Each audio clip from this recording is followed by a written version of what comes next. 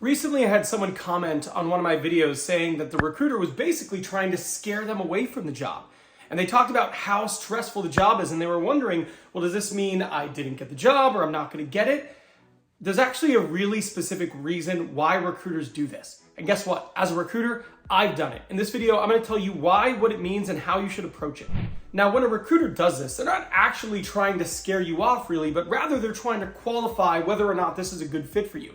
And they want to be abundantly clear about doing that. So what does this look like? They might say something along the lines of, well, this role is going to be 90% international travel, and it's for weeks at a time. Or this is going to be 100% a hunting job. This won't be farmer, so it's all outbound sales. So whoever comes into this, they're really going to have to get on the grind and bring in new clients. They might be more vague and say, this job is incredibly challenging, or this job is really stressful. The reality is, this is not an indicator that you'll be getting the job or not getting the job in all likelihood. Rather, what they're doing is they want to be abundantly clear about the job, the requirements of the job, what's going to go into it, so that you don't get to that final interview and say to the hiring manager, oh, well, I didn't know it was going to be like that. I was unaware. What they're doing is they're making sure that beyond a shadow of a doubt, you know what is required of you. Now, as a recruiter, I've actually had a hiring manager say to me, hey, Ben, make sure they understand this. Or Ben, make sure in the interview, you tell them this and see how they react to it. So that brings up my second point. Is one, they want to make sure you understand this before you move forward. But secondly, how you react to the information they are giving you is also being monitored. By the way, if you're finding any value in this video, do me a huge favor and hit that like button. It is free for you and it tells YouTube that I don't suck. And while you're here, go ahead and subscribe. That way you get 3 free videos every single week teaching you how to land your dream job.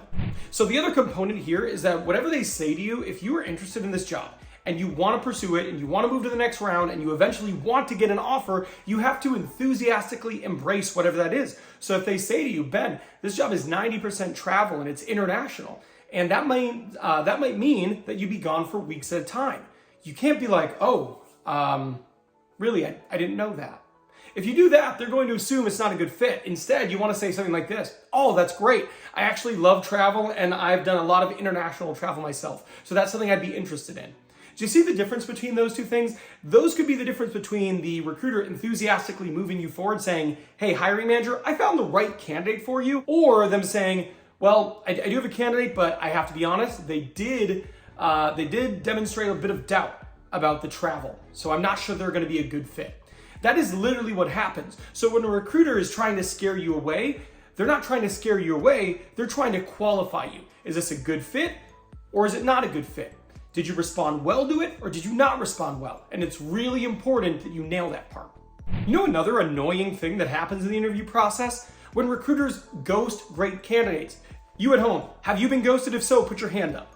Well, then I want you to watch this video, because this video right here, this gives you 3 different techniques to help avoid being ghosted in the future. Look, if you're like me, you don't want to be ghosted. It sucks, it's rude, it's unnecessary, but it is also preventable. So I'm done here, but I will see you over there.